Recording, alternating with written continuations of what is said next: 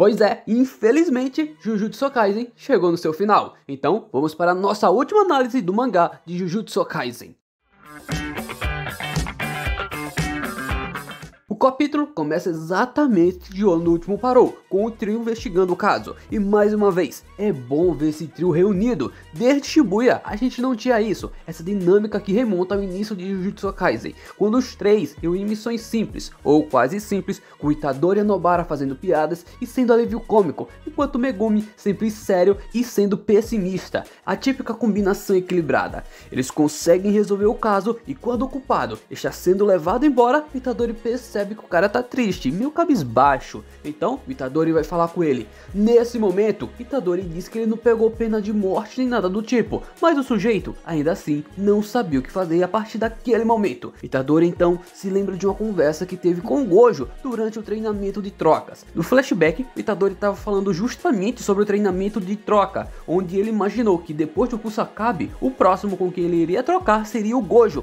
Então o Gojo responde, tranquilo ser eu, mas não acha que já deu de Satoru Gojo? Vem cá, fui só eu que senti aqui uma quebra da quarta parede? Deixa aqui a sua opinião nos comentários. O Itadori fica confuso com o que o seu sensei diz, e Gojo explica que estava falando sobre o futuro. Se algo acontecesse com ele, queria que Yuji continuasse seus sonhos e ideais. Se ele morresse na luta, seus aprendizes se tornariam adultos, e até mais adultos que o próprio Gojo, e seria bom se um deles esquecesse dele e se tornasse uma força completamente diferente da dele. Bem, aqui tem dois pontos principais nessa conversa com o Gojo. O primeiro é quando ele diz, já deu de Satoru Gojo. Isso dá a entender que ele estava cansado de tudo girar ao seu redor, de todos dependerem dele. Afinal, ele é o mais forte. Se havia algum problema, chamavam o Gojo. Se havia algo para resolver, chamavam o Gojo. Deixa com o Gojo que ele resolve. Isso reflete a solidão de ser o mais forte, que a obra de Jujutsu Kaisen abordou em diversos momentos. E Gojo quer que Itadori pense em um futuro onde essa dependência não exista mais. O segundo ponto é que, se o Gojo morresse, ele queria que o Itadori continuasse seus sonhos e ideais. Isso remonta ao início da obra, quando o Gojo disse que queria mudar o sistema do mundo Jujutsu de baixo para cima, começando com seus alunos e queria que seus alunos superassem ele. E no final do flashback, Gojo ainda diz, se ele morresse, seria bom se alguém se esquecesse dele e se tornasse uma força completamente diferente da dele. Ele não diz esquecer no sentido literal, mas sim de superar o Gojo no quesito de ser o mais forte. Quando ele fala sobre uma força diferente, dá a entender que esse alguém deveria ser o mais forte sem a solidão que o Gojo enfrentou. Se a gente juntar essas duas partes, podemos entender que o Gojo queria alguém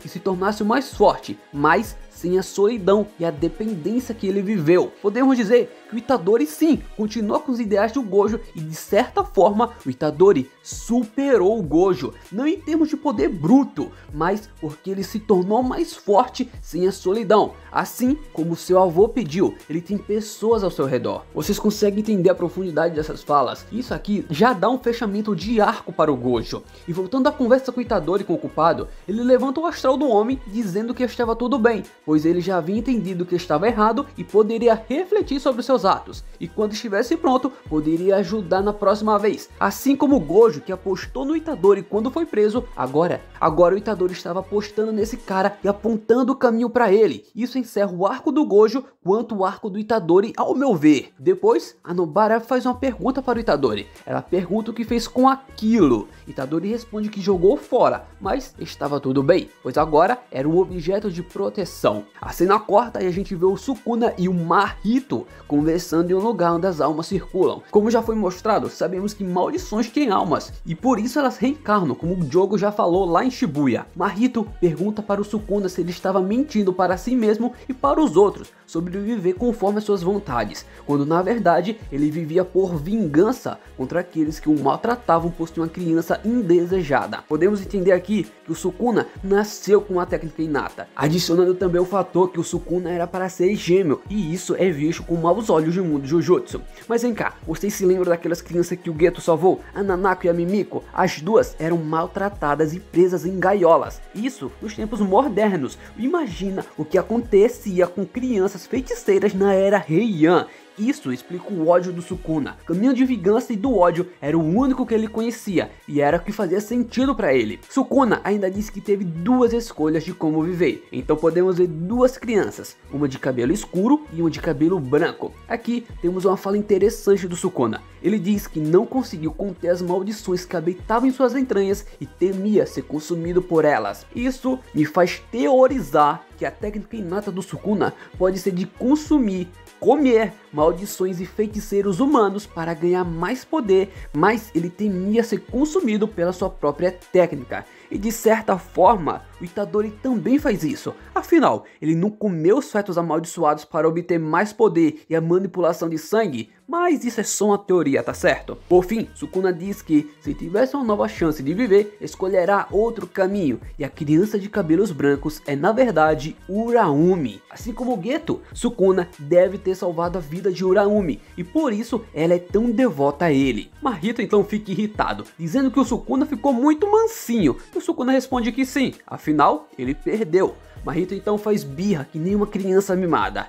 Na última página, a gente vê os alunos do segundo ano, Maki, Yuta, Panda e Inumaki. Os alunos do terceiro ano, Hakari e Kirara. E os alunos do primeiro ano, Nobara, Megumi e Itadori. Por fim, vemos aquela casa de madeira no início da obra. O do Megumi foi pegar o dedo do Sukuna que o Itadori já havia pegado. Agora ela aparece com o último dedo do Sukuna, mas agora servindo como um amuleto de proteção. Agora, a grande pergunta, o final de Jujutsu Kaisen foi bom? Na minha opinião, sim, o final foi bom. Exceto pelos dois últimos capítulos, o 269 e o 270, que não trouxeram muita coisa e até foram meio desnecessário, o capítulo final, no entanto, foi interessante. Teve um fechamento de arcos, introduziu alguns novos mistérios, como quem era aquela pessoa de cabelos escuros no caminho do Sukuna.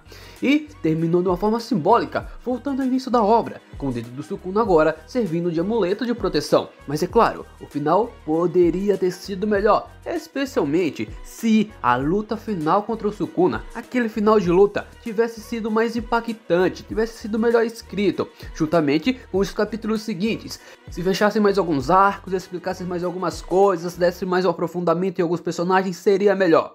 E se o último capítulo fosse esse, aí sim seria um final melhor. O desfecho como todo teria sido mais satisfatório. Acho que podemos dizer que o final não foi ruim, mas ele poderia ter sido melhor. Ficou ali no meio termo, entendeu?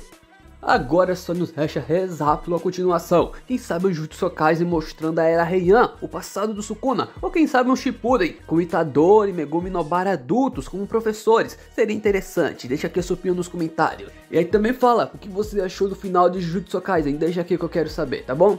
Deixa sua inscrição no canal, porque Jujutsu Kaisen pode ter acabado, mas os vídeos de Jujutsu não param. Esse mês ainda eu vou trazer um vídeo especial falando justamente sobre a solidão dos mais fortes que a obra aborda. Então você não vai querer perder esse vídeo sensacional, não é mesmo? Deixa aqui a sua inscrição. É isso aí, muito obrigado e até a próxima.